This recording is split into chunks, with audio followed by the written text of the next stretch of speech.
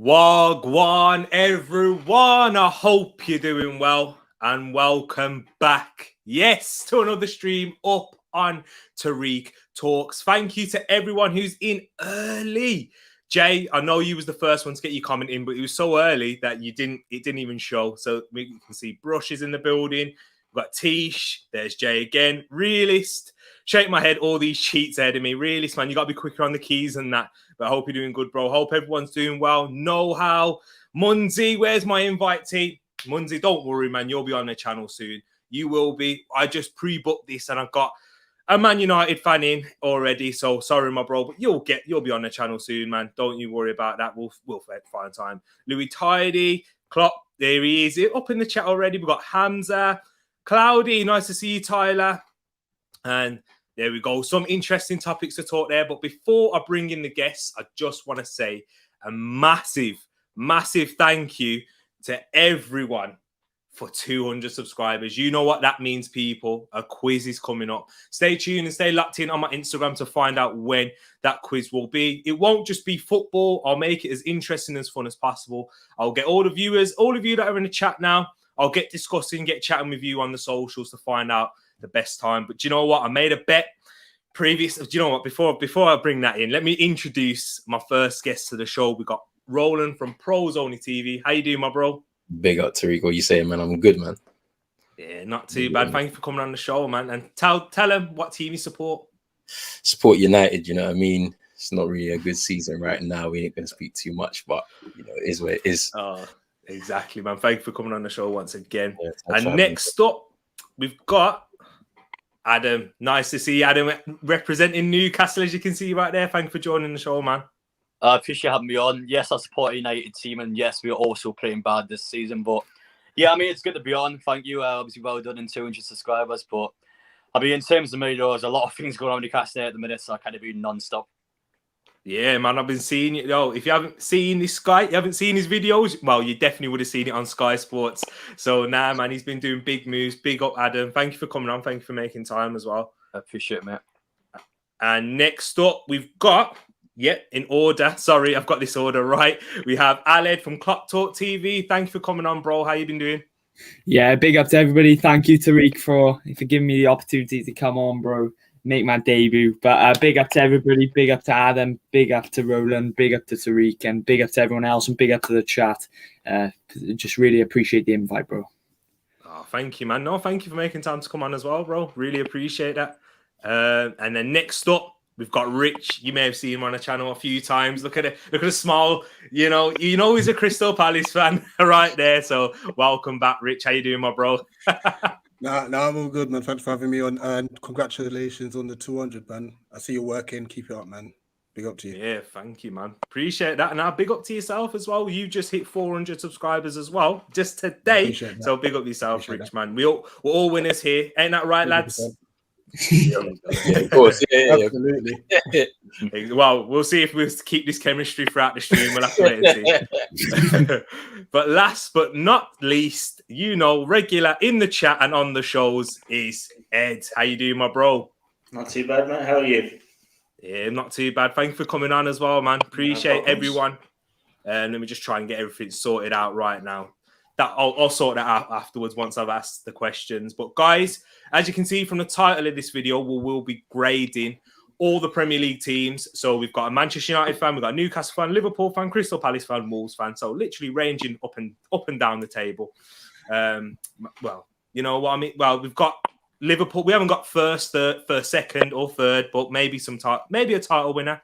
Who will that be? Who knows? It certainly won't be Manchester United or Newcastle. But sorry, I have to get my digs in already.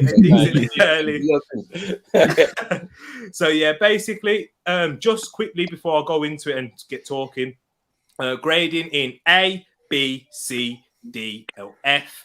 A basically meaning outstanding, above expectations. B means it's a good season so far. Your team's on track. C is just below it, but is easy to reach. D is below par, but you can still get there. And F, obviously, below par, sack your manager.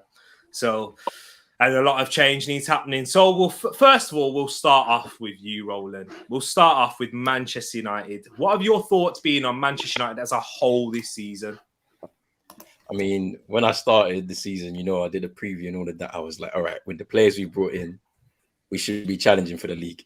You don't bring in no Jadon Sanchos, no Rafael Varanes, and even on deadline day, Cristiano Ronaldo, and then think that we're not trying to win this league.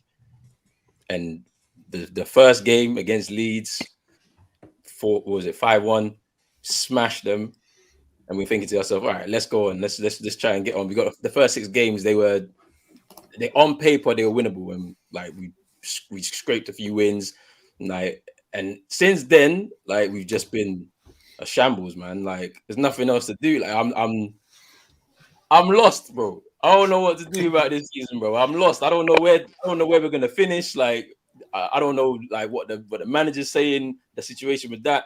The players look like they've given up. Like it's a shambles, bro. I'm not gonna lie. I don't know, man. I might go on loan to Rennes or something like that in France. You get me? Because I want to just watch something else. You get me? Yeah, I don't blame you, man. But do you know what? There's been a lot of talk on the manager and Ole Gunnar Solskjaer, and I spoke about a lot of it. I'm sure if you want to hear more on Roland, go check out his channel. The link's in the description on his thoughts. But what I wanted to ask you in particular, because I think this is a hot topic and this is kind of interesting, in terms of the players in this current squad, even with a different manager, what is the actual potential? What's the highest? What is the ceiling? I mean, obviously, we're like 11 games into the season in the league. If a top class manager came in, I would say we're still going to challenge for the league. We won't win it. We'll challenge and then go for a cup competition. Go for one of the major ones, the Champions League or the FA Cup. Like, obviously, you've seen like Rodgers' name being like bandied about over the last few days and that. I don't think that's enough to get us to what we want. Like, I feel like it's just like papering over like another kind of safe managerial appointment that's just going to do a little bit extra because he's got a bit of an identity and a bit of tactics. But he's ultimately, when he gets to that final hurdle, he's not going to be able to cross that line either. So, I mean, yeah, I would have wanted Conte. When Conte was available, I was like, go for this guy because he's a top-class manager. He's already won in the Premier League. We've seen him win wherever he's gone. He comes into this team. He's got a squad full of players that he'll be able to control because I feel like Ole can't control these either. There's too many players that are like, I'm sorry to say, bigger than him or who he ever was. Do you know what I'm saying? And he can't control them. So bringing someone to kind of control them and level them out, and then you could probably go on and challenge or do something this season. Right now, as it stands, with Ole in charge, we're not challenging. We'll probably scrape it, maybe. I don't know. There you go. Oh, there you go. That's not great because, and Adam, I'm going to ask this one for you because the expectations risen with the signings of Ronaldo, Varane, Sancho, and given last season that United finished second. What has your thoughts been on it as an outsider watching United? And you played against them. I know you lost, but in that game, I still think you had quite a few chances to even put away past them. Yeah, I agree. In terms of Manchester United, I think Ole is the biggest problem at the minute. He should have got sacked after that Liverpool game for me. But seeing 5 at home in them is shocking. It's not good for Manchester United. And I feel like with Man U, for the fact of signing Sancho, Ronaldo, Varane, I mean, these are signs that, I mean, Sancho especially, you've been trying to get him for 2 years now. And I mean, you watch him come on and he hasn't done anything so far. So for me, Ole has to go. He isn't working with these players. I don't know what's going on at the football club. Like I said, there's too many big-headed people. But in terms of manager, though, he has to control those players and he's not doing it. So for me, it's a sackable offence. And I don't know how he still got the job. I think the fact that went out the Carabao Cup as well, West Ham, I think it's quite a bad one for Manchester United. But in terms of the future of their club, it's not going to go. It's not going to go uphill until Ole's gone, in my opinion. So, for me, I would probably agree about a say at the minute. I still think they get top 4, but no chance I see them challenging for the title. I think 4th place to finish. See, there you go. I mean, 4th place isn't bad, but it's not where Manchester United want to be. Yeah. I'm sure Roland, like you're expecting to challenge for a league title with those caliber of players. But Aled, my big question is for you right now is because I'm a bit sceptical where Manchester United could realistically finish, even with a top-class manager, with this current squad, because I think the balance is an issue.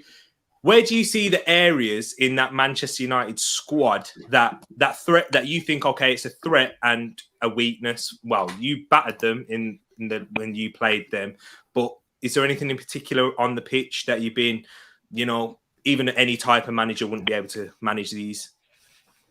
Not necessarily. I think when you look at Manchester United, they have players, the caliber of players that they have in their disposal. I think always, and with the recruitment that they brought in the summer as well, there's that added expectation to go on and go one step further and win. And I think because United fans and as neutrals, we're not seeing United push in that trajectory. It's sort of highlighting.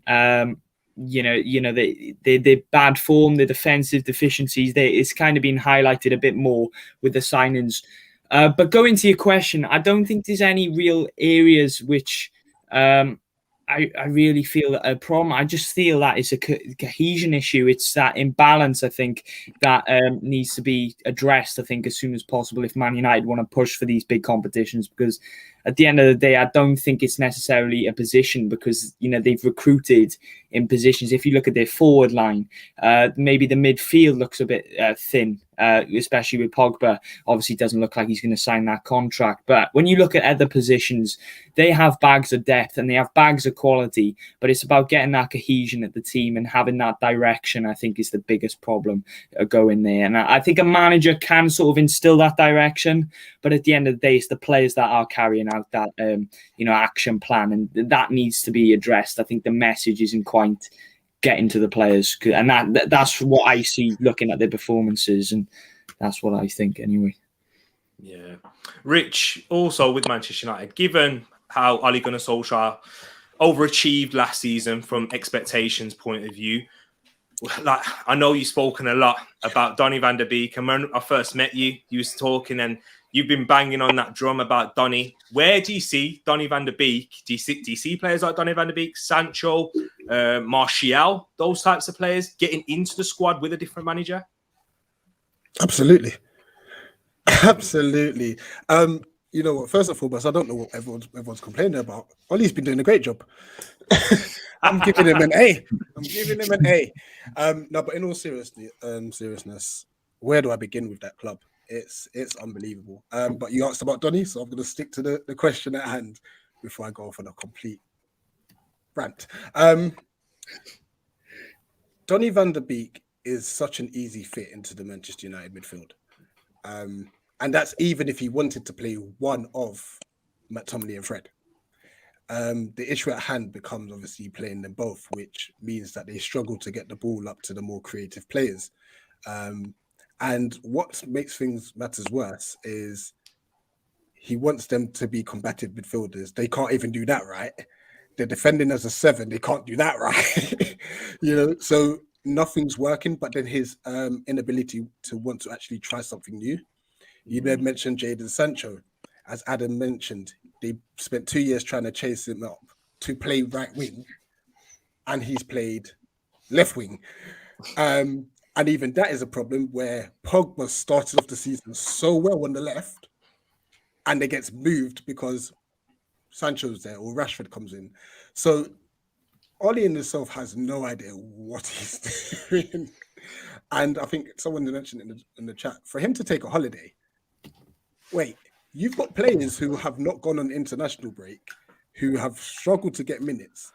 I think they're going on holiday as well. You can't even get them a friendly or something. Like, and then Jadon Sancho training to be a right wing back. Allow me. There's so many problems. There's so many problems in the club. I could do a whole stream on it, to be fair. How couldn't we all, man? But he's already done like three Man United streams himself on his own channel, bro. Like I'm telling you, just to get amped. That's not get amped. It's get United. That's what it is, man. Listen, it is therapy. Yeah, for real. You are true. It is therapy. And I jump in and just stare the pot a little bit. Just add a bit of spice in there.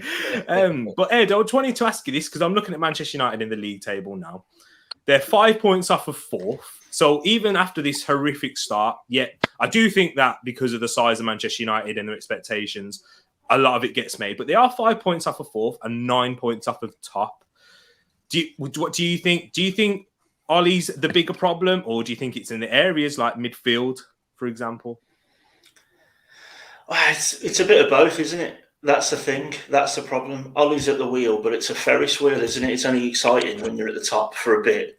and then you come back down and it's boring, and then it's boring, and then it's fun again, and then it's boring. So that's the problem, isn't it? That's what they've got. But you've got That's so good. You've got players, and I've literally just thought of it as well. I should have written it down. Perfect. If I was on Twitter, I'd probably get some retweets for that one. But it's the players as well, isn't it? You know, it's not just Pogba, like Souness likes to say. It's not just because he won't pick Donny van de Beek. They're buying the players that they don't need. It's pointless, isn't it? They didn't need Sancho. They definitely didn't need a 36-year-old Ronaldo to come in and demand to play and ruin the system that he did have, if you can call it a system. So it's both, isn't it? Ollie is vastly underqualified. He came in and steadied the ship after Mourinho. He made them all feel good for a bit. What should have happened then is when they're on that high, that top of the Ferris wheel, he should have jumped off and let someone else take over, but they didn't do that. And now they're at the bottom waiting for it to start again. It's a complete mess. Very good way of putting it. And as a kid of the 90s, when every other person was a United fan, I love it. But also, at this point, the Premier League is better when Man United, are good. Oh, I agree. And as an Arsenal fan as well, obviously I take some joy in the pain of Manchester United, but only a little bit, because they took joy in my pain, and I've not really come over that hill yet. So for me, but I just want Man United competing again. I'm a bit bored of it now, in all honesty. So if you can get back, I want to see that cockiness come back, and then you can go back down. Imagine Tariq said he's bored of it. And imagine me, bro. The last 8 years, the last 8 years have been held. You know, like how people are racking their brains trying to like piece together like what's gone wrong. Every single day I go into my timeline, there's always somebody with some analysis, bro. I'm like, I'm sick and tired of it, bro. I just want us winning again. You get me? Exactly. And just quickly, as we end the Man United talk, we're going to go through this. And Roland, what is your grade so far for Man United, and where do you think you actually will finish? It's an F. You said F means sack the manager. It's just get out. Like, he needs to walk the plank, bro. I swear down. Like, but nah, yeah. I mean, what realistic expectations? Yeah. If Ollie stays, as I said, we scrape top four just because there's so. I feel like the top four is going to be between United, West Ham, Leicester, and Arsenal and Spurs. I think those five will try and go for that last spot. So it's going to be difficult if Ollie's in charge. If he gets sacked, I don't know who's going to come in. They're saying Rodgers, potentially Rangnick, if something can be worked out between them. But even if Rangnick comes in, I'm not confident, because the way he plays football, half of the players in the squad are not going to be able to adapt to his styles or methods. So it's still going to not work. You know what I mean? Like, you're going to have to give him a bit of a January window, give it, you know what I mean? So it's going to be a mess. So yeah, I think just about fourth, and the grade is an F. Yeah, exactly. I agree. I think it's an F, and I do think that you will get fourth as well. But what about you, Adam? You said top four. Do you think they will get top four? Do you think it's an F, or do you think it's a little bit higher than that? Well, I said before, I stuck them in C. If we're basing sacking the manager on this, then yeah, it's an F, because I think Ollie does need to be sacked. But in terms of performances-wise, I think the Champions League haven't been too bad. I still think they can get top four. So for me, if they finish fourth, it's about a C. I think it's a bit underperforming for them, but I still don't think it's the worst thing ever. But obviously, that depends on how things go. But I feel like with Manchester United, though, if they can get some results going, I think they will definitely start picking up towards Christmas time. But it just depends what happens at Ollie, really. But I'm going to stick with C. But if we're based off managers getting sacked, then it's an F. Yeah. Aled, your big rivals. I'd say your biggest rivals, and being from Wales as well, you've got a lot of Manchester United fans around there as well. So what's your grade and where you think they'll finish this season? I think it's about a D or an E. I just don't know. For me, I just think it's nowhere near good enough for Manchester United at the current moment. But I mean, they have quality, like we've talked about. They have quality that can turn that round and put in a run of games, which can, and we all know like how many good results can directly affect the league table. 3 or 4 weeks of consistent 3 points, you can catch yourself moving up a few positions. And I feel like this could be the case for Manchester United. They come in different spells, and I think ideally, I think their priority at this moment is just getting a run of games. And I think obviously I'd go for a D, but I think they'll scrape Champions League. I think Ronaldo's a big clutch player, and he won't settle for anything less, and he'll try and push the team even further to try and push for that final Champions League spot, although I think it'll be tight, but I think they'll just scrape fourth.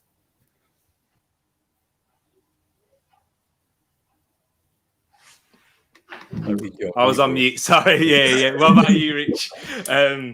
Where do you think that Manchester United will finish? What grade do you give them? And also, just to add into this, how far do you think they'll go in the Champions League? If Ollie's still in the job, United finish 7th. Hey, allow me, Rich. Don't say that. Come on. He's spoken in now. He's spoken into fruition. He's 7th, Listen.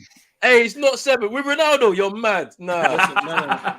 36-year-old Ronaldo. Listen. Either way, it don't matter. Everybody stop being dessert because of my man. Nah. True.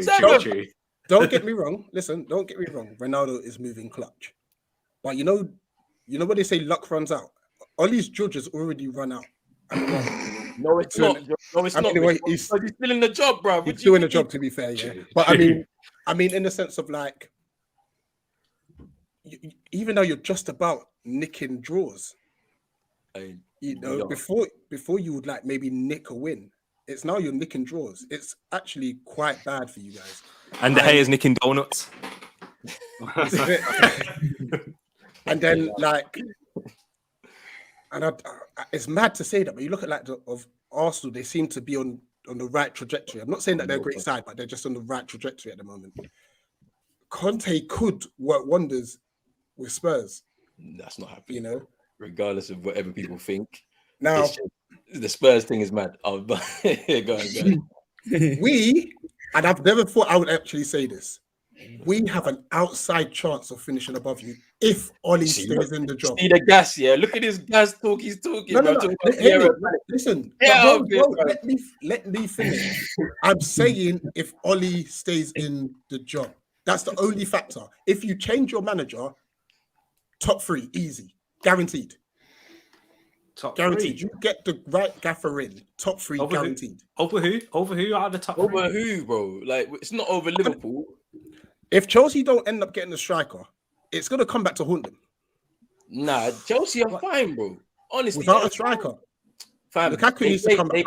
Look, they won a Champions League without Lukaku, man. Come on now, let's be serious here. Yeah, but teams get found out. They got to keep it fresh. It's like Man City in the Champions League. Without a striker, they seem to be struggling. Rich. They got quality. I'm not denying that, but so do you. No, but we don't have a manager. They got two shots. That's what I said. If you get listen, bro, I'm saying if you get a manager in, that's what I'm saying. That's the factor. If it's Ollie, you're struggling. You get a decent manager in, you could be problems. Hey, look. Rich, I think the Palace gas has got to your head, yeah, because you're new. But anyway, listen.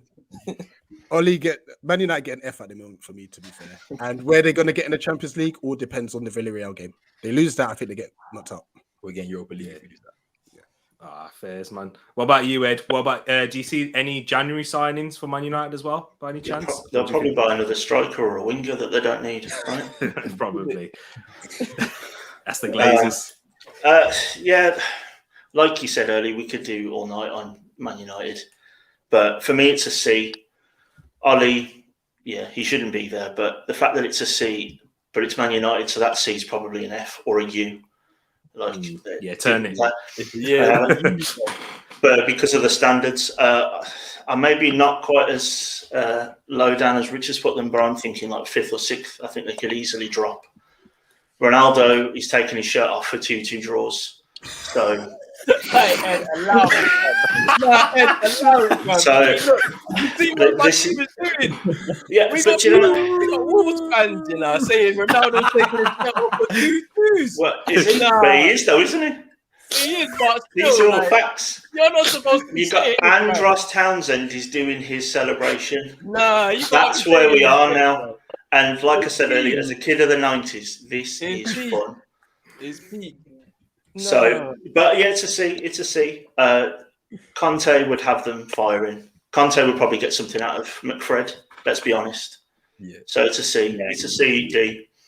It's not good enough. It's not good enough. And like I said, the fun's over now. This is relatively boring now, making fun of Man United. And I never thought I'd say that. There you go. There we go. We've got all our grades for United. We spent quite a while on that. I imagine that's why I did it first. But you know what, Adam? This is going over to you now with Newcastle United. Eddie Howe through the door. I've got my opinions. I'll give that a bit later. It might be a bit mixed because it's very 50-50 with Eddie Howe from what I've seen on social media. What are your thoughts? And with the new owners too, let me know your thoughts on where you can see Newcastle being this later on in the season after. Well, I'll talk about the manager first, so Eddie Howe. I've met him a couple of times now. He is honestly a lovely bloke, but then again, Ollie is a lovely bloke and he's not a good manager. So, yeah. In terms of the manager, though, at first I was quite disappointed because Newcastle were heavily linked to Unai Emery, and eventually he just kind of went, I'm not interested in Newcastle United. But in terms of him as a manager, though, he has been obviously in and around the relegation zone with Bournemouth before, so he's got experience in that. And I feel that as a short-term option, I do think for a year or two he'd be decent. In terms of new owners, I mean, obviously multi-billionaires compared to Mike Ashley. I mean, it's chalk and cheese, the difference between those two. So, yeah, I'm very happy with the new owners. And I feel like this season, the Premier League, I mean, it's about laying the foundation for Newcastle. Now, we haven't won all season long and we need to change at some point. I think we will stay up, but it's about laying foundation to take it steady. People expect us to win major honours straight. I mean, we haven't won major honours in 52 years, so people have got to be realistic. I mean, eventually, I think we will progress. In terms of performances, though, they've been awful. Performances have been really, really bad this year. Yeah, and for me, like in particular, I know I watch your videos when you're speaking about Jamal Lascelles, but I actually thought he was a decent centre back, but in a certain style of play. Because there was a lot of talk about Jamal Lascelles in particular. Oh, why is he not getting called up for England? But I just think he's one of those Tyrone Mings type of centre backs. Who have you been most disappointed with in terms of players on the pitch for Newcastle? Well, Lascelles is definitely one of them. The club captain, I mean, he gives penalties really every single week. It's nothing. It's so embarrassing.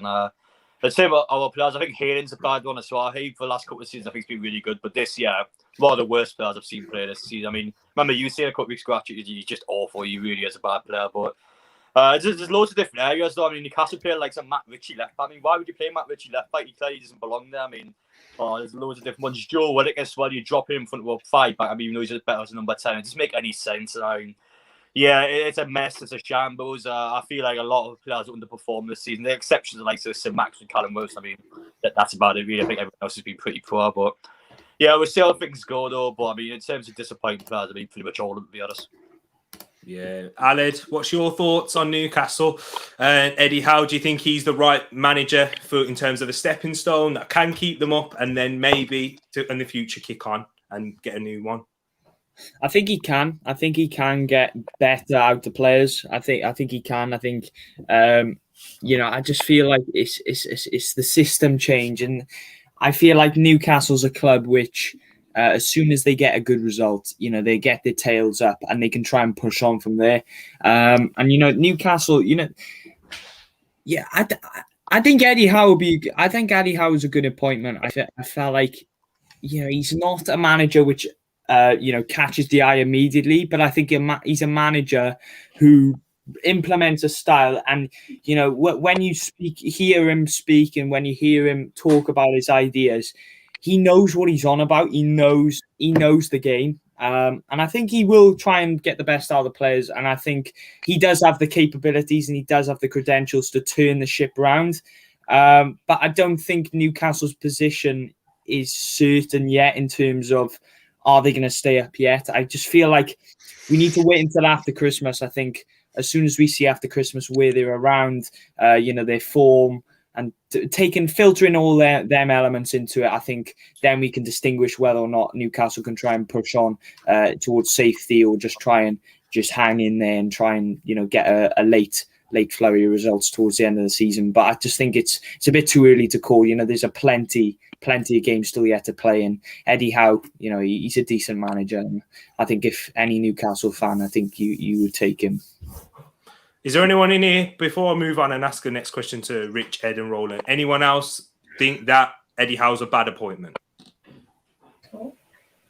No, we've got a very good panel here. Guys in the chat, let me know if you guys think Eddie Howe's a bad appointment. Let me know your reason why, and we'll get discussing it from there. We'll get the others as well to give reasons why they think he's a good appointment. But with you, Rich, I'm going to go over to you. Do you think with Newcastle in January, how many signings can they make realistically, and what areas of the pitch? So this is where it gets a bit tough because Eddie Howe is effectively in the firing line, because if Newcastle stay up with him, the owners could just be like, right, we're in the Premier League, let's go and get someone else, sort of thing. So this window's massive for him. The amount of players, they can get a limited amount of players. However, it's attracting the right players for now. And it's those players that will obviously help them stay in the division. I don't see him going raiding Bournemouth. I don't think that would be a good idea if he did so. So hopefully he'll be able to get a scouting network out there to get some really talented players. Also, we all know that he plays a very positive style of football. Can he get Newcastle doing that is another question. So it's all in the air, really. It's all in the air. But I think Newcastle acted at the right time. It could have got far worse, and then it could have been like irretrievable. So they acted at exactly the right time. So he could be a problem. They could get a problem. If Eddie Howe gets that January window right, I think they'll be fine. What areas? I think Callum Wilson's doing amazing. ASM's a very good player. It might be centre back, And even though they've got decent play, I think they just need to improve. I think they're leaking too many goals at the moment. Centre back out there. There you go. And what about you, Ed? Where do you see what is the plan? What would you do, Ed? Because you've been a team, Wolverhampton Wanderers, that were in the Championship, had a very good strategy plan. What advice would you give to Newcastle fans, and what they need to look to do in terms of their signings? Raid Portugal. Yeah. No, that's the thing. They need a strategy, don't they? That's what they need. They need to have a vision and stick to it and go with it. You can't just Philip Coutinho over here isn't going to fix what's going on at the back, like Richard's just talked about. But not getting someone like Coutinho would be stupid, because he could create some goals. The problem you have with Newcastle is that anyone who's not a Newcastle fan probably says the same two things. ASM's fun to watch, and Callum Wilson's a good player, but they need more than those two players, don't they? If John Joe Shelby's still in and around your 11 in the Premier League in 2021, things aren't going right in the midfield. Midfield is where games are won and lost, right? So that midfield, you need Isaac Hayden, serviceable player, but you need people to create chances, and that for me is midfield. Yeah. There you go.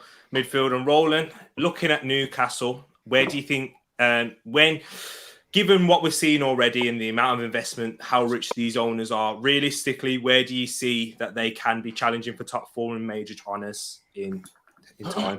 I've always, when the owners was announced and everything like that, I was like, they got two routes in it. They could either do the Man City kind of style, where it's like, you build very slowly, you bring in a certain level of quality of players, it raises the standards, and you keep building on top and on top and on top of that. So then you push for top 10, then you push for the Europa League, then you push for top 4, and then you just go like that. So I think realistically, it's going to be about 4 to 6 years if they do it right.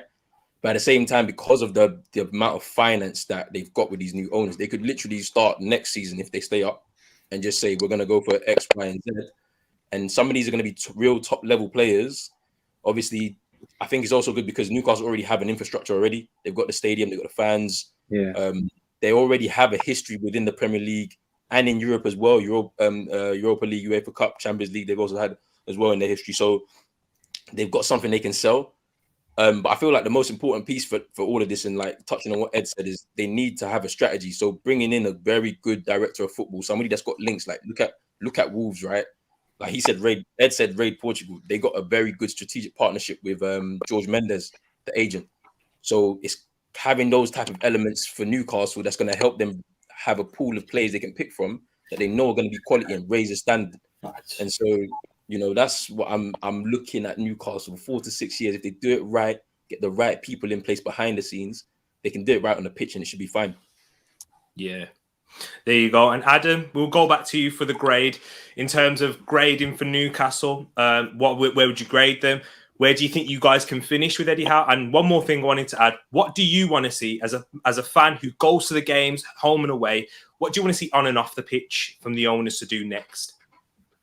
Oof, okay, we'll start with that bit actually. In terms of on and off the pitch for new owners, I think what they've done so far is pretty spot on. You saw about the Brighton game, they're bringing Eddie Howe into the stands with them. I mean, just giving Newcastle fans this kind of building tension with them, really seeing what's coming up next for them. But even just today, I had an interview on YouTube talking about the football club, giving some clarity to the fans. I mean, we hadn't had that in years, and I'm like, actually, so straight away, I mean, the communication's great with the fans. In terms of the orders next, I think it's just more communication, really. So, for example, the next month, let's say we had some more bad performances, them coming out and saying, oh, we're going to do this the window, we're going to try and build on this. I mean, I think the most important part of it is just communicating with the fans, putting their intentions down, saying why they're here, what they want to do with the football club. And I feel like when they cast it out this season, again, I still think we're still, I mean, they got teams like Norwich and the likes of Watford, I mean, Burnley as well. I mean, these sort of teams, I mean, on paper, Newcastle have better squads than these, regardless of how we played this season. We finished 12th last season with the exact same team, so at some point we've got to be picking up results, but we've got to be patient with it. So far this season, it's not been acceptable. But in terms of grading, though, if we're grading off performances, it's got to be an F, really, because we've sacked our manager, we hadn't won. We're the only team that probably not win this season. But if we're grading it club-wise, because we've got rid of Mike Ashley and Steve, it's got to be up to a B, really, because the future's bright for Newcastle. But at this current time, though, with the performances, it has to be an F for me. Yeah, I think I agree with that. You've got something to be positive about, and I think the big factor with Newcastle is that it's because it's brand new and they've not played with your trust yet. It's like when I was talking about Arsenal with like the Cronkies. Even though what we've seen in recent seasons has been positive in terms of the investment, the right signings that we've made, Arsenal fans, we don't have that trust. So we're always waiting for it to blow. With these guys, fresh faces, talking well in the media. There's a lot of cash behind it. But now that they're making sure that they're trying to get the right appointments in, I think you've dodged a bullet with Unai Emery, by the way.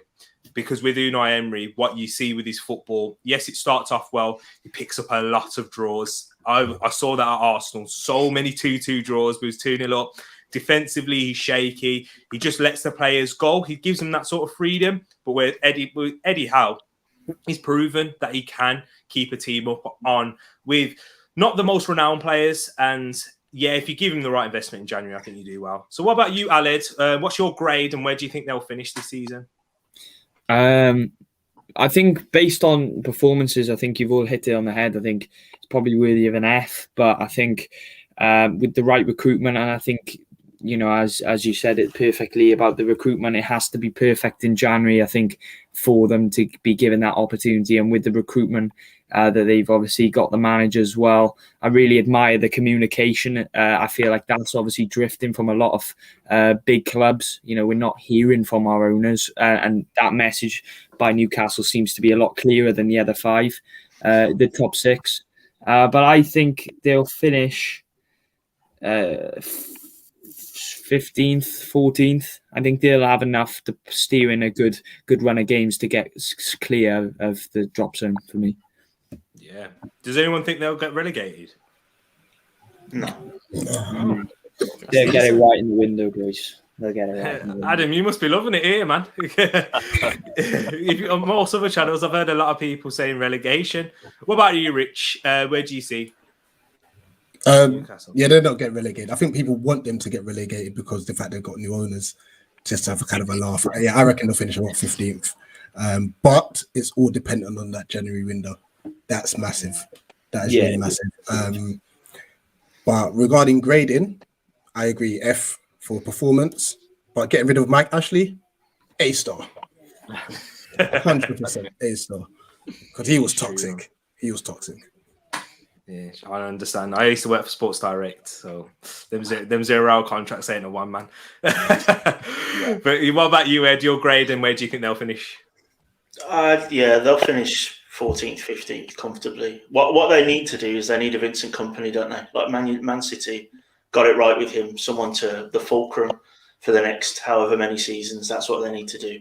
Doesn't need to be a defender. It needs to be a player of that stature, not necessarily in January, but maybe in next summer, that brings more people to the club as well. But yeah, F performances, but yeah, the future's really bright. The future's bright, and it might be nice to not just say United and mean Man United.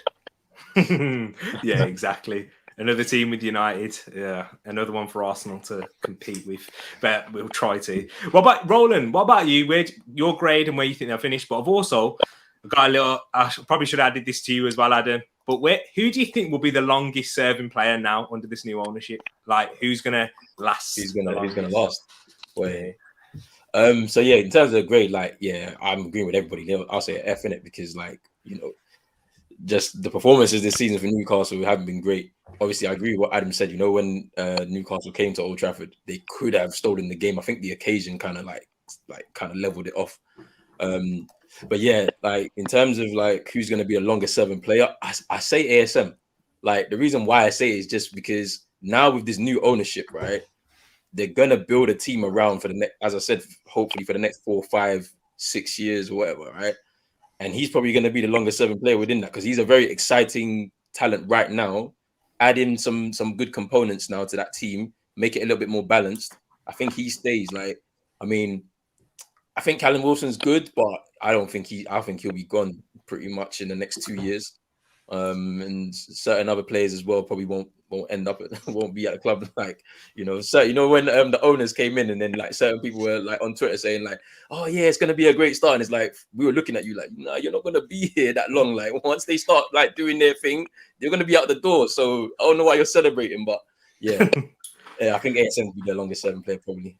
So, well, Adam, I'm going to throw this one to you quickly. Who do you think it will be? Because I think it'll be Joel Willett personally, because of he's a homegrown player, English as well. That basically fills up the quota. Plus, he's got a higher ceiling, and I think ASM will leave at some point. For maybe if he does perform for a better club, and if he doesn't perform, you'll get rid of him, I think. Yeah, well, it has to be one of those two for me. I was going to say Max for Joe Willett, but I mean, with Callum Wilson, he's getting older now. He's injury prone. I think his legs will go at some point within the next couple of years, so I don't really see him staying. The rest of the players aren't good enough, let's be honest. I think over the next couple of years, they start to slowly go one by one. And I feel like Sir Maxman, I did feel like he was going to leave in the summer, but now the new owners do. I mean, the project's here, the ambition is here. Unless he wants to win trophies somewhere, I can't really see him leaving. So, yeah, I think him and Joe Willett will be the two long-serving players. We just have to see how they get on, but I don't see those two leaving for well, whereas your ones, all of them kind of uncertain at the minute. Yeah, exactly. Thank you for that. That's Newcastle sorted. Aled, we'll go over to Liverpool. A mixed start, really. Started off very well, unbeaten run. Obviously came to an end against West Ham. But there has been a few dodgy results. So what's your thoughts on Liverpool? Well, we obviously started really well, defensively compact, until it all stabilisers started to come off since AC Milan, really, where we conceded 2 just before half time. And, you know, ever since, you know, I think it's a bit hypocritical, some comments from our fan base when we laugh at Man United for like the performance results catching up with the performances. And it looks parallel to our situation, really, because I think our performances haven't been good enough for some time now. Obviously, that AC Milan game was just short of 2 months ago.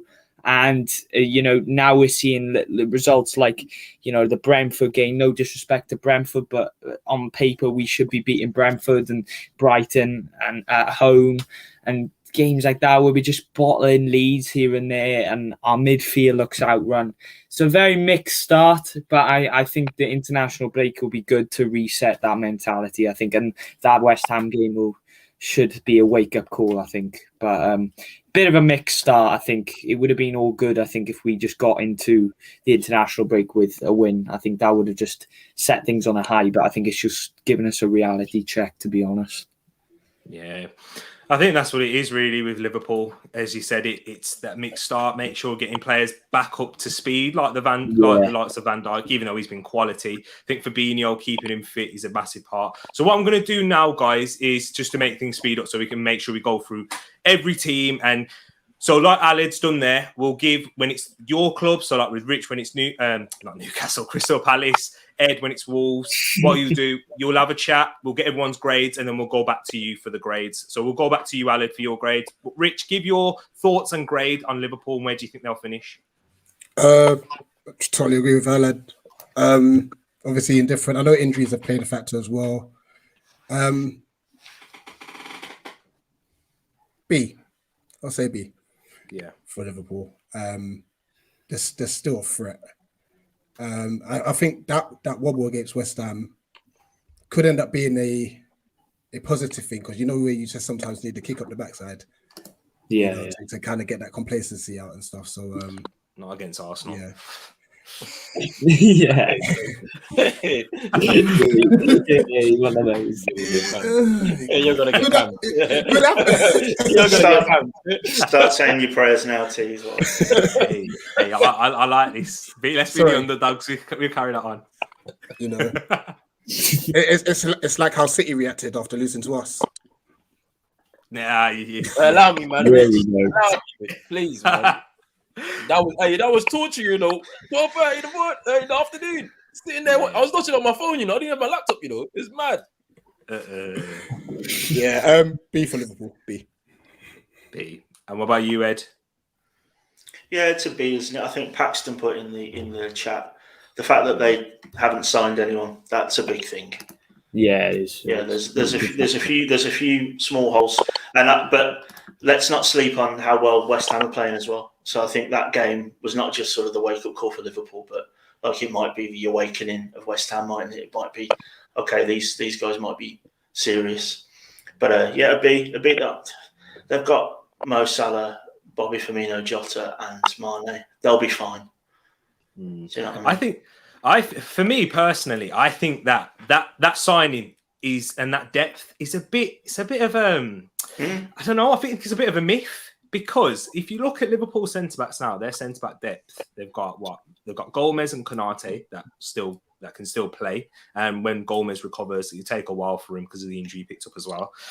I think up front they start to have a bit of depth. It's quite fluid. Players can play in different positions, like Jota, Firmino, Mane, Salah.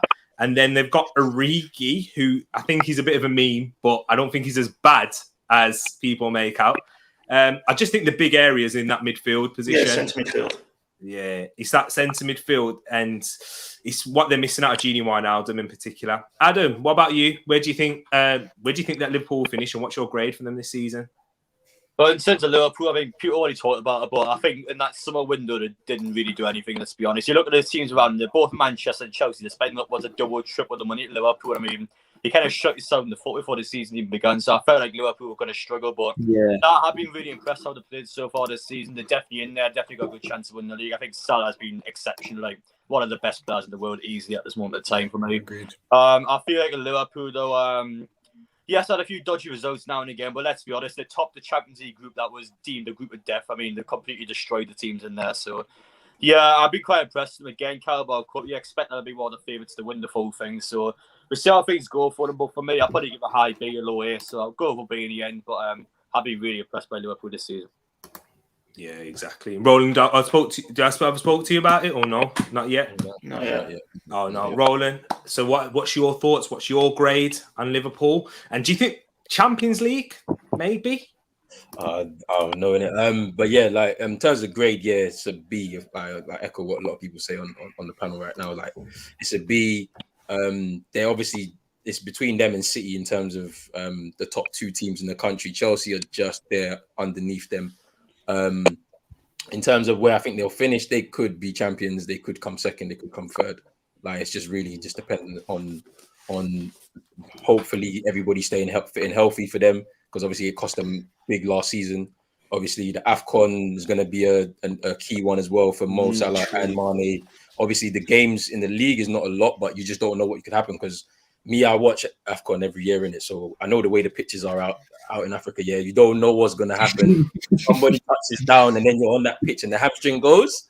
It could be peak for you for like 6-7 weeks. So like that's why they have to be careful when they're out there. But yeah, it's really dependent on how fit their team stays this season, and I think with that they'll be fine. And Van Dijk as well. Obviously he's still getting up to speed. You can see it because obviously at 28, 29 years old. you have an ACL. When you have an ACL, it's going to be a lot more difficult for you to bounce back. So we're seeing him still on his road to recovery right now. So if he stays fit, it's a big chance for Liverpool to win the league. So yeah. I agree with that. And Aled, what's your grade? And what do you want to see more from Liverpool in in this last 2/3 of the season? I want to see us be more ruthless in front of goal. I think we're starting strong in games of football, but like winning teams and teams that just win trophies, you know, they either control the game with a 2-0 lead or they just put the team to the sword. And I'd like to see one of the two because I don't think we're showing the credentials in that aspect. However, you know, top of the Champions League group, as I think Adam mentioned previous as well. You know, group of death, you know, we're the Grim Reaper, like, to be fair. But now, to be fair, I think I would give our performance, I would give it an A, but I think purely down to the West Ham, I think it's just lowered my result to a B, my grade. But I think we can push 100% for the league, but I think the margins are so small, it's too tight to call at the moment. I think give it until February or even after AFCON, and then we can distinguish then, you know, what positions are more likely, because we all know what Man City, Liverpool and Chelsea can do in terms of putting together a consistent run of form. So it's in the balance at the moment, I think. Yeah, I agree with that. In terms of a title, for me, it's a bit tough. It's a bit tough. Yeah, because I'm one of them. As I said, I think it's a bit of a myth about the depth. It's just it's AFCON. That's, as Roland said, AFCON, making sure that you go through those games with Salah and Mane out and how far they go in the competition. Well, I'll give my answer towards the end of the show, because that's where I want you guys to give your, and you guys in the chat as well, I want you to give your who you think is going to win the league, top 4 and relegation, who's going to get relegated. But for next, we're going to go on to you, Rich. You see, we started off on a bit of a downer in terms of performance on the pitch with Man United and Newcastle, Liverpool, and now we're just going back up. Rich, go on, give us your thoughts on the Eagles this season so far. We've been brilliant. The transition, the transformation from our partner bus regime, it's unreal. Personally, I didn't ever think I'd see a Palace team play football the way they're playing. We had a mad run-in, like the first 10, 11 games, crazy. Like, we were just thinking, boy, we just need to survive. You know what I mean? And kind of get towards the mid-November period to see where we're going to go from there. So to come out of it where we're at, it is unbelievable. Patrick Vieira gets all the credit in the world, the players that he's brought in, the backroom staff, the ownership, they've done their scouting right. It's amazing. Honestly, I couldn't be happier right now. You know what I mean? And it's weird thinking that, like, we're looking up as opposed to looking behind us, you know, because we're always normally so cautious, and it's like, oh, let's just make sure that we're staying in the division. And I mean, without going with like mad crazy, like, we're currently 10th. Like, the Europa Conference League is actually a target, even though I'm not saying that that's what we're going to be aiming for, because realistically, we just need to stay in the league this year and see how we get on next year. But we're doing well. We're doing really well. Yeah, exactly. I can see that smile on your face. And Patrick Vieira, my legend. That's what he is, my legend. And he might be becoming a Crystal Palace legend soon. Does anyone? Yo, I mean, I'm doing the business right now. Do you know what I mean? Yeah, so... I'm happy for him. Yeah, for obvious reasons. But does anyone here think that Gallagher should have been called up for England? See, obviously, Rich, Aled, yeah. Oh, yeah, definitely. Oh, why? Tell me why. Who he gets over as well, Aled? I don't know about who he gets over, but I just think there's a lot of players in that England squad who are guaranteed spots there, and I feel like it's not exactly fair on players like Tomori, Gallagher. You know, players of that caliber, I feel like they should be taken into consideration a little bit more. I don't know necessarily who he would come over, because Gareth Southgate's football still baffles me. I don't even know what you know he's trying to achieve. But at the end of the day, like I wouldn't be annoyed if I'd seen Gallagher in there. I think his football that he's proved over the past few weeks has been well worthy of, or should be taken into consideration at least. Okay, and I've just had. Do you know what? I was just looking at the squad there, and I've just heard this, but Declan Rice is withdrawn from the England squad due to illness. Yeah, illness, yeah. So, is that his position there? Because I think how Rice has been playing this season, he's not someone who just sits in front of the back four. I think Souček's been doing that a lot more, and Rice has been progressing a lot more forward in terms of progressing the ball, dribbling, passes, and even grabbing a few goals. So, Roland, what do you think? Do you think that Conor Gallagher can get in ahead of Declan Rice, or should be, if they do make that decision?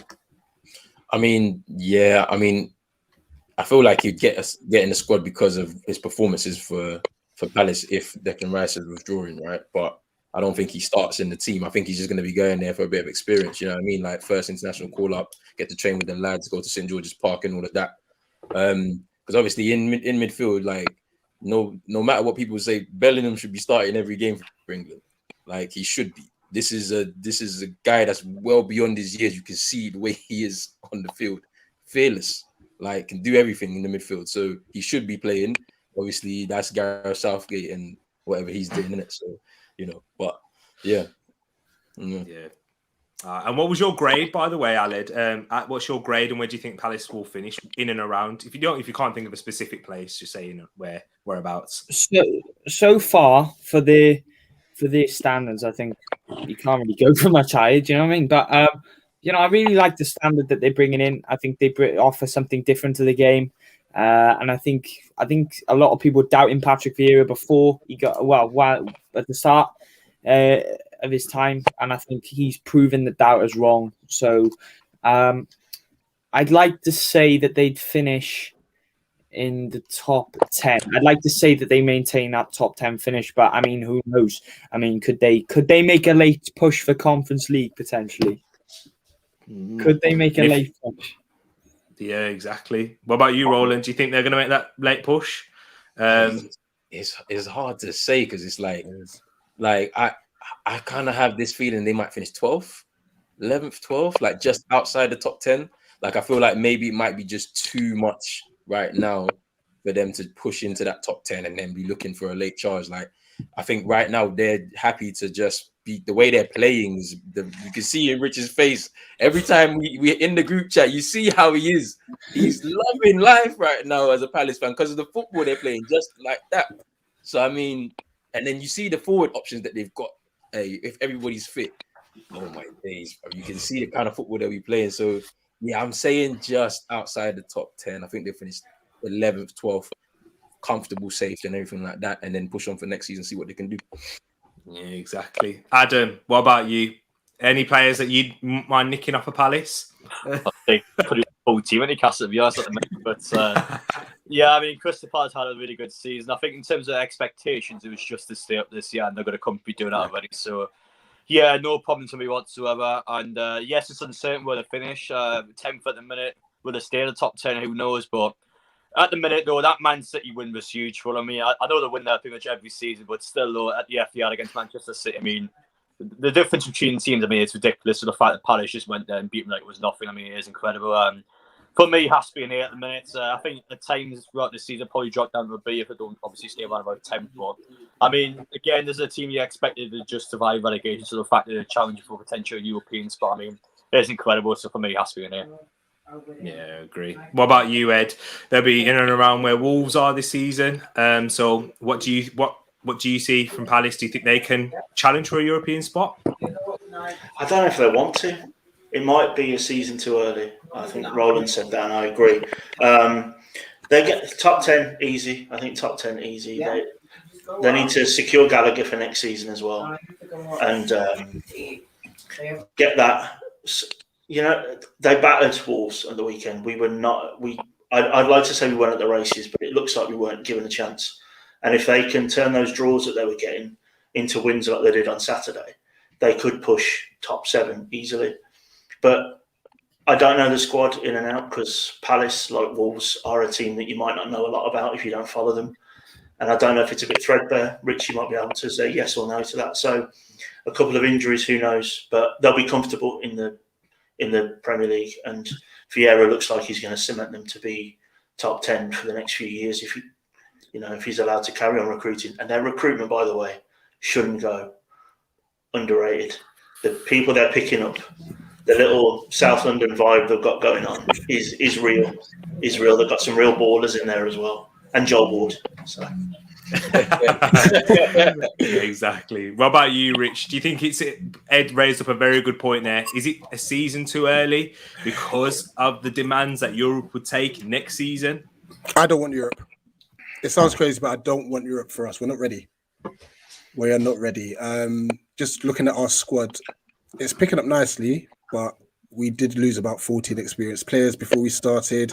We've brought in a lot of youth. So I think January we really need to buy some backup for our defence because we're currently relying on Anderson and Gay at centre-back. Our backup is Tompkins and Martin Kelly, and if we're trying to change what we're doing at the moment. Same for our fullbacks. We've got Tyreek Mitchell, who's been amazing, but then we have to go to Reece Hannon in the youth ranks. On the right hand side, Joe Ward. Kleiny can't stay fit. Nathan Ferguson can't get a minute, and he's a really good player. He's just injury prone. So we're just so short in defensive areas. Midfield and up top, I think we're fine. Eze should be back for the Burnley game, fingers crossed. So yeah, I think our recruitment in January in the defensive areas is key. Regarding grading, I was going to say A star because of the transition. But because of those draws we had, which still annoy me, I'm going to go for an A. Yeah, I agree. Because too many draws in this league, it's like losses if you pick up too many. The odd draw is not bad, but yeah, it's that's what that was. It was the manner of the draws. It's the how, isn't it? It's the how. Yeah. Obviously, the team that we don't talk about when you're around for obvious reasons. But Ed, over to you now. Wolves. When talking about Aled's Liverpool as a mixed start, I think you guys have had that. You started off looking promising, better football, but just not picking up the results, picking up a lot of losses. Went on that unbeaten run. I think it was like 5-game winning streak, and then losing your last game against Palace. What's your thoughts on Wolves this season? Well, yeah, a bit like what Rich said about Palace. We've gone from a guy that parks the bus and basically writes off the first 60 minutes of a game to then try and pack everything into the last 30 minutes. We've changed now. We've got this new manager who has won a league in Portugal, but other than that one season, it's still up for grabs what he's going to be like.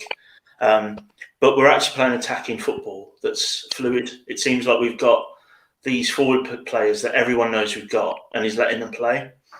But yeah, my issue is that we're not picking up enough draws. We've got 5 wins and 5 losses, I think, and 1 draw.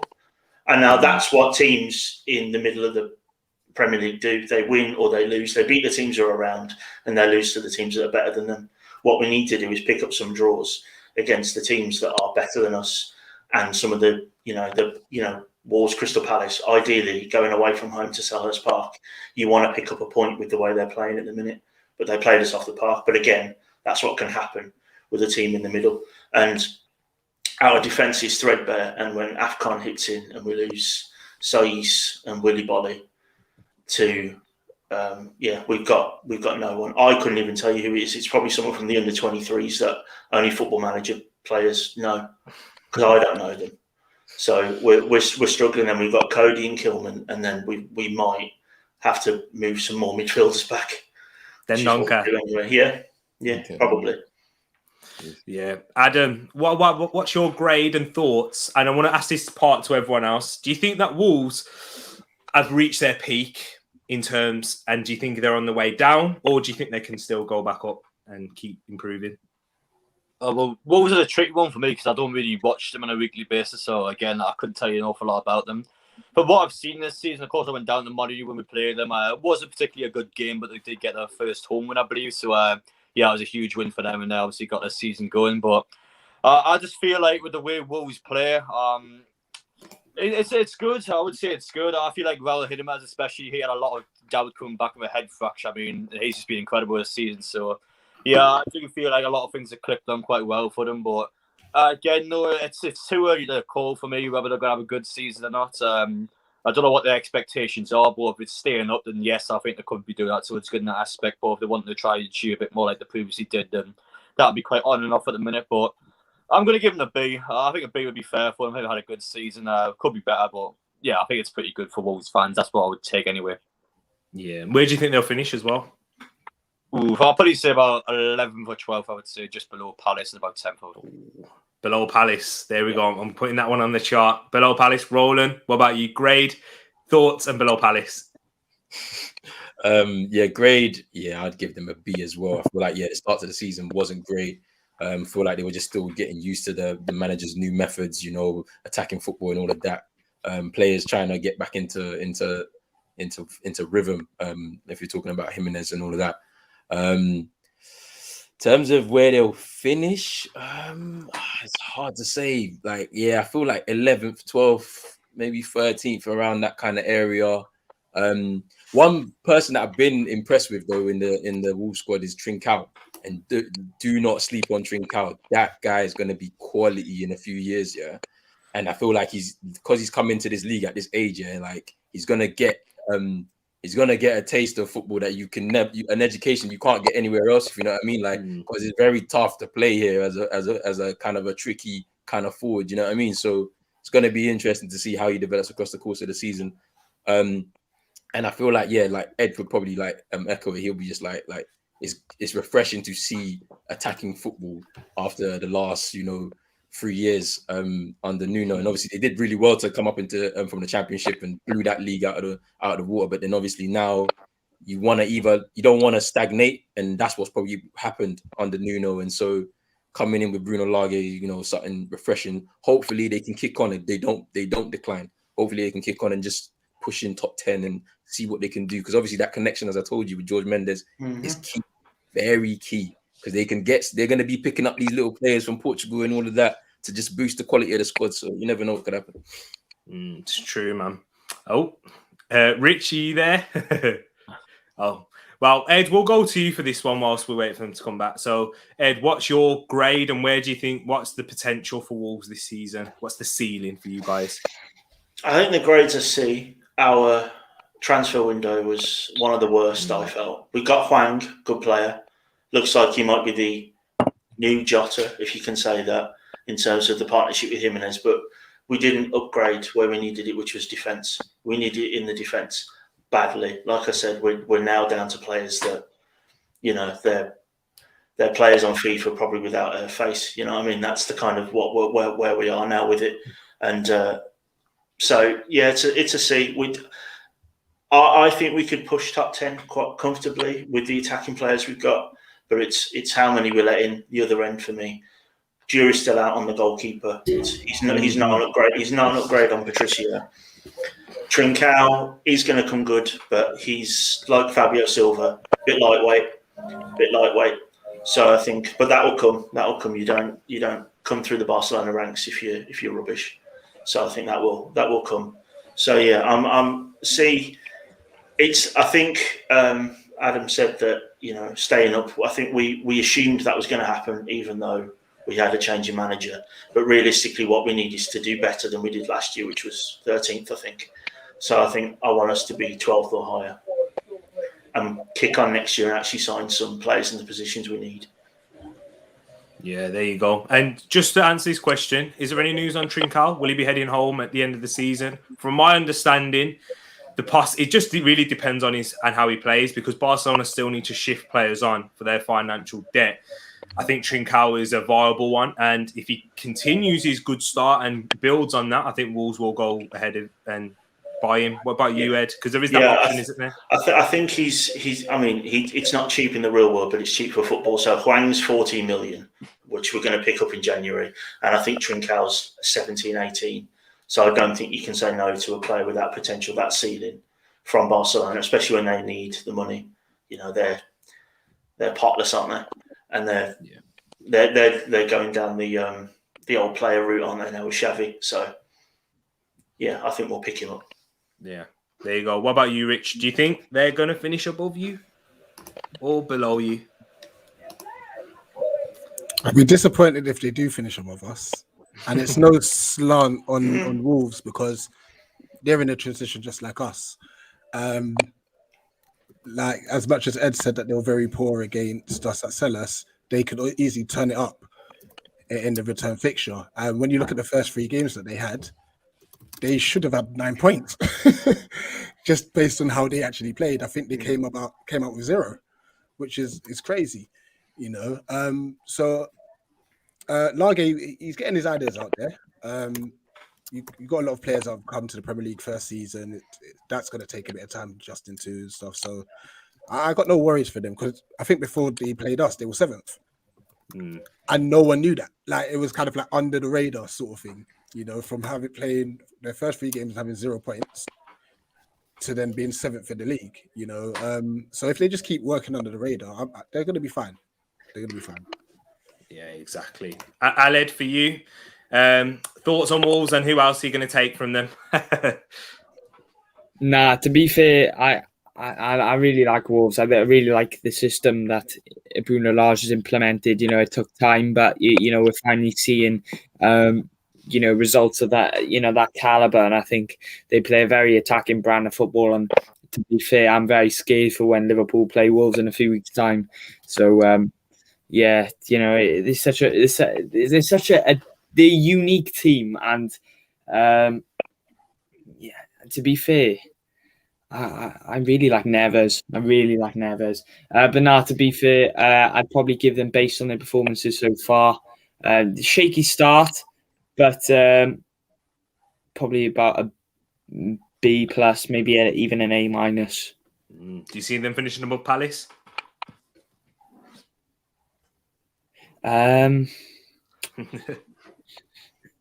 No, I think Palace might have enough. I don't know why. I just feel see how far we've come. Oh man, I think everyone said Palace above, innit? Am I right? Oh, I didn't. Yeah. I think Palace. Obviously. Just, I don't know what it is. My sixth sense is telling me just Palace may have that extra notch. But to be fair, I really admire the work he's doing in Bruno Lage, and I hope that he can keep it up because teams like that are good, I think, for the whole icon of the Premier League, I think. And I hope he can keep it up. Yeah, definitely. Guys, well, we've run through all your teams. I've not spoken about Arsenal, but if you want to go check that out, I did a whole stream. Thanks by Wilf joining me, one of the subscribers, and Joel. And thank you for those guys for coming. And basically, if you want to see what my thoughts of Arsenal have been, go check out the previous stream.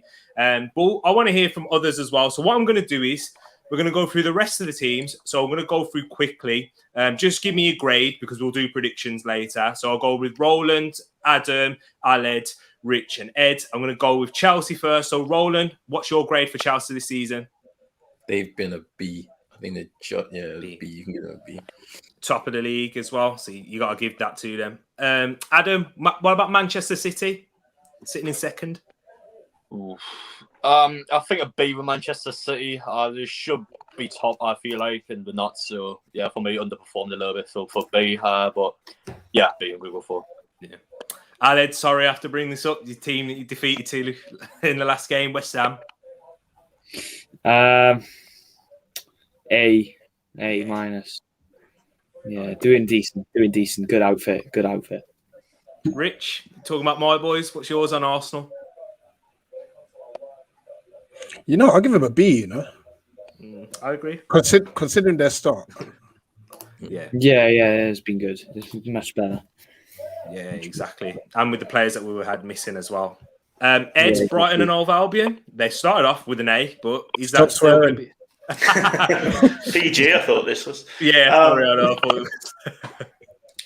They're a B, aren't they? They're doing well. Graham Potter. Who wants Graham Potter here? What about you, Adam? Did you want Graham Potter? Did you think that would have been a possibility? 100% Graham Potter is a top level manager. I'll put my hand straight for that one. Yeah, I've been really impressed by him at Swansea. Surprised Roland hasn't. Obviously. No, don't bring that guy. Don't bring him to my club. Oh, sorry, Adam. Carry on. What was you saying? I was just saying he's been good at Swansea and Brentford, so for me it's an obvious one for Newcastle. He would definitely better than what we have. Yeah, I think he could be the next step. Do you know what I mean? When that contract wanes down a little bit, he won't be as expensive, and it won't be as much of a gamble. Then and you'll have a better, better proof, more time to show whether he can do it. Roland, back to you then. You know, Spurs. Spurs is like a D, isn't it? Like they're a D. Like just because, like I don't know, man. That club is something serious. I'm not gonna lie. Yeah, it's a D. Could that be borderline F? Yeah, it could be like it's been dreadful. Obviously, you know, with the Conte thing, the Conte thing kind of raises it a little bit because I'm just like, he's coming in there, like fair enough. It's gonna raise the standards a little bit. So, also, I don't think it's quite an F because they did actually have a good start. They were top of the league in the first 3 games. Yeah, so, but they were lucky in those games too. Yeah, you know what I mean? But their manager did get sacked and now it seems to be going up. Paxton's gone with a C. I think that's a bit high. But, you know, each their own. And you've got a point and it might be a lot higher than that with Conte there. So, Aled, what about your rivals? I'll just keep bringing up Everton. What about them? Pragmatic approach from Benitez. Getting results here and there. Still think, you know, in terms of taking Everton to the next level, I don't think he's shown levels that you can quite take them there, but I'd say a C probably. I think they've got by with the games that they've had. I agree. 11th is about Everton's position. That's where they always seem to be in and around. So, Rich, Leicester underperforming this season so far? Massively. D. Yeah. Most overrated manager in the league as well. Don't bring him to my club either. He can stay right there. Like, yeah, he's basically Ollie with good substitutions. That's what he does. Just let him stay there. I'm not gonna lie, let him stay there, man. Oh man, Ed, Southampton in 13th. See, I don't know anything about Southampton. I'll be honest. You got to think about it though, because a lot of people are tipping them to get relegated. And they are in 13th. They've only lost 3 games. They picked up 5 draws and they won 3 games.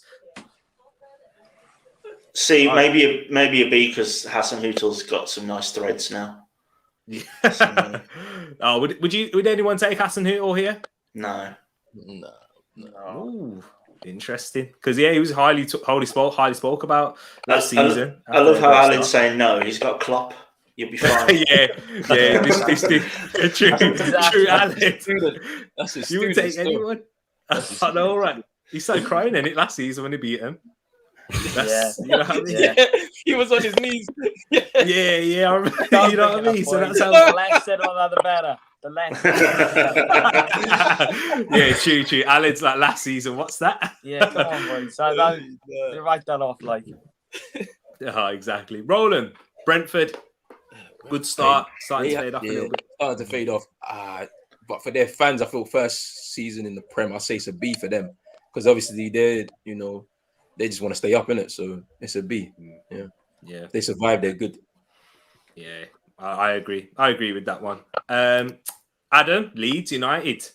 What do you think? That's a bit of a tough one because they overperformed last season. But are they at their level or are they underperforming? They've got to be underperforming. I mean, with their Leeds at the minute, I mean, they could borderline be an F for me. I think they have been really bad this season at times. I haven't been happy how they've been playing. I just feel like when I watch them play, they don't take chances. And of course, when you don't take chances as a team like Leeds, you're always going to concede goals, how aggressive they play. So maybe a D, but for me, I would honestly give them an F at the minute. I haven't been a fan of them at all. I agree. Rafinha.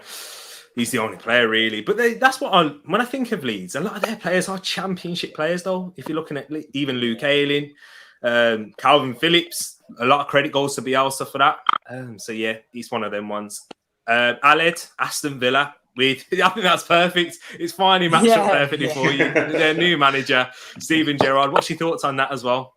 I think I can see like both sides of the argument when it comes to Gerrard going there. I can see the whole element. Well, it could be a bad thing. Look, look, Gerrard, he won, the Premiership with Scotland, but I think the Premier League's a totally different ballpark, and whether or not he can prove it there, I'm not too sure. I still remain uncertain whether he can bring success to Aston Villa in terms of getting them into a decent position, which they should be fighting for Europe, in my opinion, a club of that stature. But I can see the other side of the coin and think, well, Steven Gerrard, he's a leader. I think they've handled him a little bit better than the likes of Frank Lampard chucking him in the job, chucking Ole Gunnar Solskjaer, managers like that. I think they've took a steadier approach with Gerrard in the sense that getting him experience elsewhere and then immersing that knowledge and bringing it back to the Premier League. But let's hope.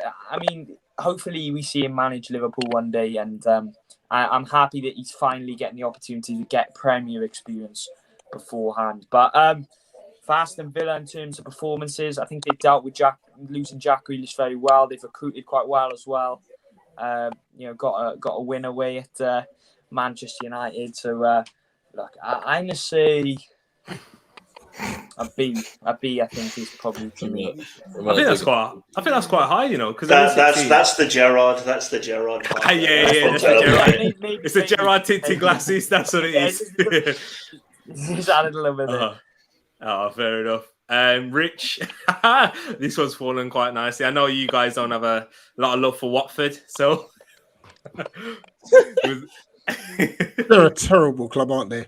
Yeah, exactly. They're higher than I thought they'll be. So it was 17th. Yeah, I thought they'll be bottom with Norwich. So. Fair. I saw a D. A D.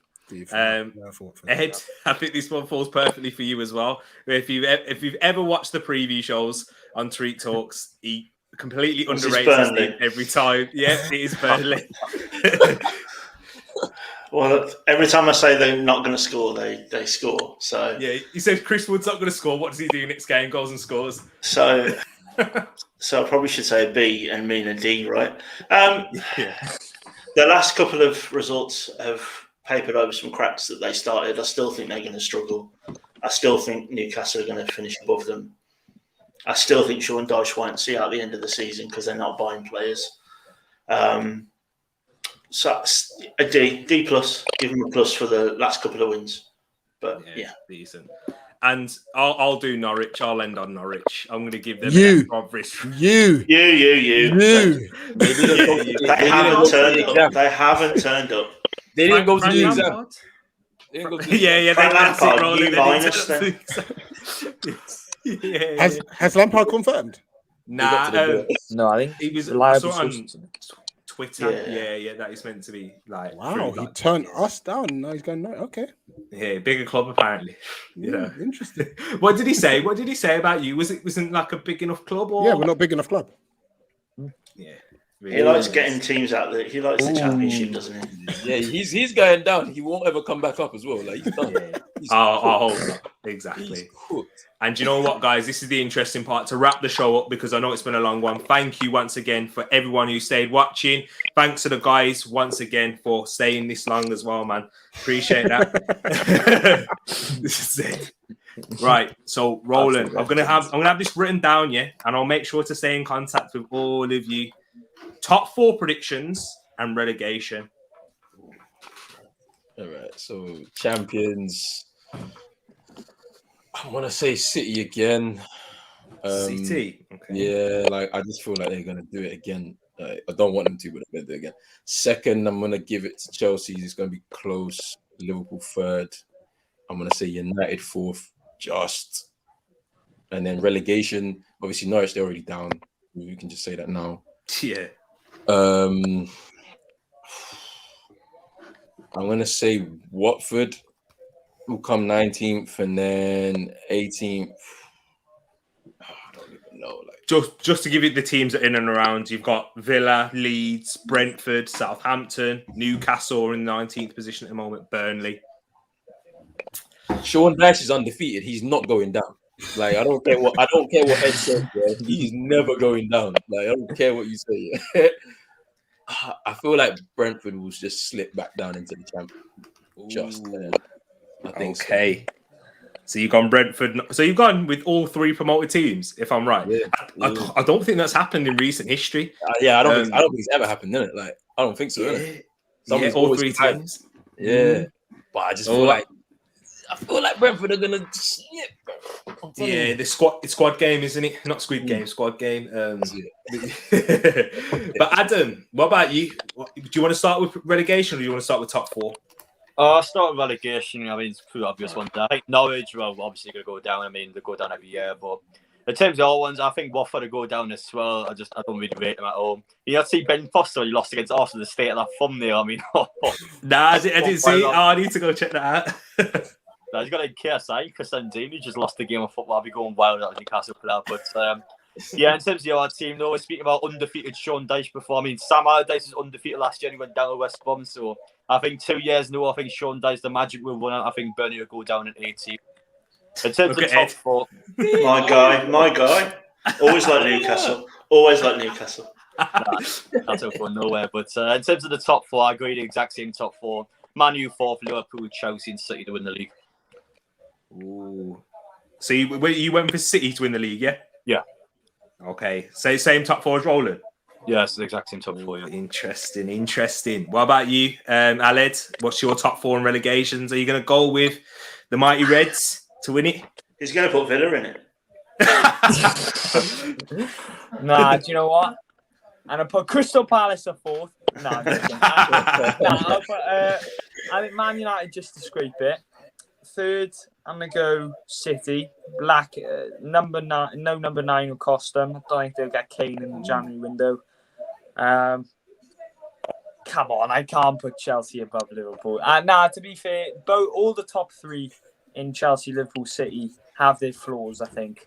Maybe Chelsea not so much, but I think Chelsea, being realistic, I think Chelsea number 1, Liverpool number 2, City 3, Man United 4th, and in relegation, I think Norwich fans burn your home season tickets.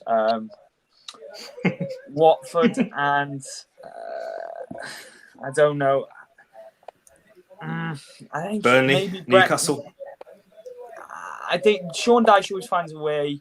I've bigged up Newcastle. I think they'll get it right. I think just because you're here, Adam. Yeah. I think Brentford might slip back into it. I think Brentford, I think they may slip back into it. I don't know. I really don't know that. That 18th position, it's anybody's, I think. But if I had to say someone, probably Brentford, based on the fact lack of Premier League experience.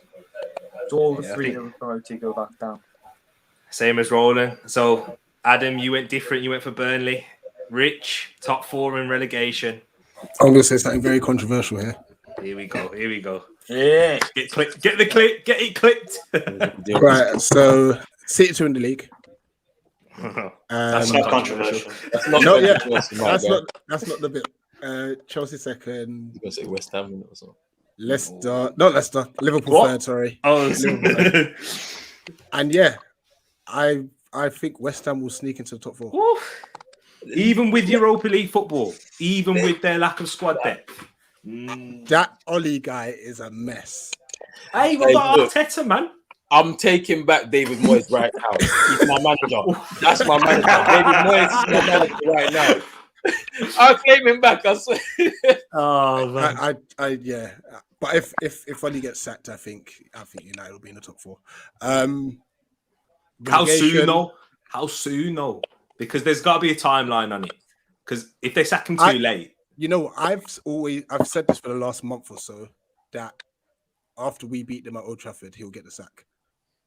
No, it's happening. If we lose to Watford, it's over for real. Nah, but if they do need to sack Oli, they have to sack him before the January transfer window because that new manager would need to come in and maybe bring in any players that he would want and stuff. Relegation, Norwich, Watford, and I'm going Leeds. Ooh. I like that shout though. I like that. He also will be fighting everybody, you know. Not far off though. Not far off. I don't know if it's he's run them to the ground. I don't know if they stopped playing for him. Nah, I think it's the run to the ground. There's something. They're just different. They're really different this year. Because And it's not good. they've been running to the ground before. You remember when they failed to get into the playoffs or the final? Remember, same thing happened, didn't it? So could be Derby, man. Frank Lampard, that yeah, true. It's a shout. Ed, what about you? Well, Richard stole my thunder. So I was going to go, even though I've been slagging off Burnley every Friday or Thursday when we do the preview, maybe Sean Dyche's going to keep them out of it, but I'm not sure. But Norwich and Watford, the only thing interesting about Norwich is they're playing yellow. And yeah, maybe Leeds. I think Bielsa might have had ran them ragged. I think he's going to fall off his bucket. I think Leeds might drop, but whoever shouted Brentford out as well. I think Brentford, don't sleep on the fact that David Raya is injured, and that's a big loss. One of their defenders gets injured, and they're back to same as Wolves, under 23s players, and they don't even have that. Yeah. But yeah, so yes, Norwich. But gun to my head, Norwich, Watford, and I'm going to say Leeds. I don't necessarily want them to, because I think having a big Yorkshire club in the league makes things interesting. But yeah, and then top four, City to win. I'm going to go Liverpool second, Chelsea third, and West Ham, for me, if Antonio gets injured, who's up front? That's an issue for me, and his hamstrings aren't what they should be. You know what I reckon they'll do? They'll probably get Jesse Lingard and play him as a false nine, I think. Yeah, Lingard needs to go, though. Like, go live your life in London, bro. Like, real talk. Just go, bro, because this thing, it's not for you anymore, bro. Vibes. He's just there for the vibes rolling. Yeah. You know? So, if Ole goes, then maybe Man United fourth, but why not? Let's say Arteta in. Let's go Arsenal fourth. This is my brother, man. That's why I love that. See, you can come on the show again, Ed. Thanks. I'm not sure. I'll slag off Burnley. It's fine. Yeah, exactly. Oh man, interesting. For me, for my top four, I'm going to hold you to it, so I may as well have some accountability myself. I said Chelsea to win it at the start of the season. Do you know what? I'm going to go with Liverpool. Yeah, I've been very impressed with them, and I think that they will. Do you know when we saw them last season with Manchester City, when they started off really slowly in their defence, but then they started grinding out them 1-0 wins? Liverpool definitely have the capability of doing that. That we know with their defence and midfield. I think that's what will happen now after the international break. I think they'll be us, and then they'll just go on another run of games. Them Chelsea. I don't think Chelsea. Yeah, definitely. They're Chelsea, City, and Liverpool are the only three teams that can do that in the league. And yeah, I think they'll go and do it. I think Chelsea will finish second, City third. That lack of striker, they will continue to drop points like that. I like how they did against Southampton and Palace. I just believe that they will. They'll batter teams, and when they turn up, like they've done it to us as well. Do you know what I mean? So, but I just think it will prove a point. Look at him. No, Timmy, why are you sending shots?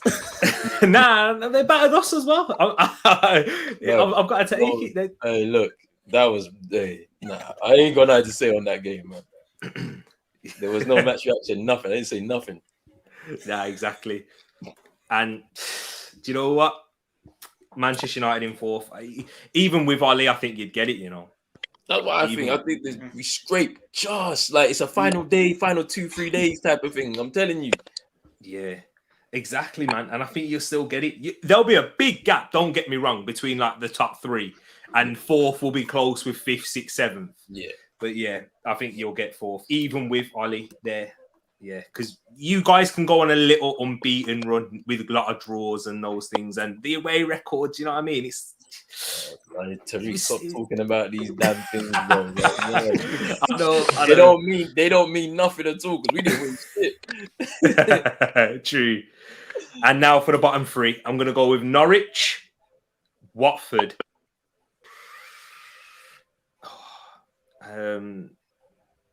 But I'm gonna go Brentford. Yeah, I'm gonna go. Do you know what though? I was and ahhing. If Stevie G don't hit it running, this is a tough league. and Villa are just 2 points above Burnley. And we've seen good teams go down in the past. Do you know what I mean? Like Newcastle, when you went down, they had a decent squad that season. You had Gini Wijnaldum, didn't you? And he was scoring like 4 goals against Norwich. So it wouldn't surprise me. Villa are my little dark horses to go down. But you know what, guys? I'm going to wrap this one up here. Thank you, everyone, for joining. Thank you to everyone in the chat for keeping your chats coming in. We've been watching them. Ed, thank you for your help on that as well. Do you know what? Let's go into it now. Roland, tell the people out where they can find you. Yes, people, big up to Tariq for letting me jump on the stream. Congrats on the 200, as we said before. But yeah, come find me, Pros Only TV. We do Man United content. We also do a lot of football content, basketball as well. Come subscribe to the channel. Follow me on Twitter and IG, Pros Only TV. Thank you very much. Thank you very much for coming on, my bro. Adam, tell them where they can find you, my bro. Just Adam Pearson on YouTube at the minute. We did national break coming up and doing a lot of sort of Newcastle content in around the stadium training ground, so we get to see all the players and managers up front. Having great fun doing it, but yeah, every home match, every away match, all the women's matches under 23s, every single one of them. But yeah, I just said Newcastle United fanatic, you could say, but in terms of my channel, this is Adam Pearson. But cheers to Rick for having me on, mate. Well done, 200 subscribers. Thank you, man. Appreciate that, my bro. Thank you again. Ale, tell the people where they can find you. Yes, everyone. Big up everybody in the chat. Big up to staying till the end or just popping in. Big up to Tariq. Hitting 200 subscribers, obviously, is a very small portion of what he can achieve on this channel. So big up to Tariq. Big up to everybody who, Rich, Roland, Ed, Adam, and yourself, Tariq, as well. It's been a pleasure. Klopp Talk TV is my channel, specialise in Liverpool content. We also cover Premier League content also. So Klopp Talk TV, link should be in the description. Trying to aim for 2K subs before the end of the season. So if you haven't already subscribed, it would be a boss job if you did. But big up to Tariq. Thanks for having me on. And here's to many more, bro. Thank you, my bro. That touched me, man. That's emotional. Nah, thank you, my bro. Appreciate that. Rich, tell the people where they can find you. Yeah, Eagle-Eyed Football, Palace content. Well, the creme de la creme. Sunday night, get amped. It's pretty much like a talk sports show where any fan can call in. Normally a therapy session for most clubs. But yeah, enjoying this journey. Amongst all the other commitments I've got in life and stuff, just hit 400 subs as well, which I appreciate every one of you that tune in and stuff. Big up the panel. Please follow everyone else on the panel doing great things, and yeah, it'd be great to obviously collab with each and every one of you again. So big up. Thank you very much. And Ed, where can they find you? Where can they find you, my bro? Where are you? Oh, there you are. You can find me here doing the preview show, the numbers with Tariq. That's it. Yeah, exactly. And if you know where I live, you can find me here as well. Once again, a massive thank you to everyone, for all the guests for joining and staying for this long. Guys, have a good one. Enjoy your weekend. What is anyone doing anything interesting this weekend? Because football's lacking. International break. Having a break. Stuff. Nah, might get a little surprise dropping in a video, something different. Yeah.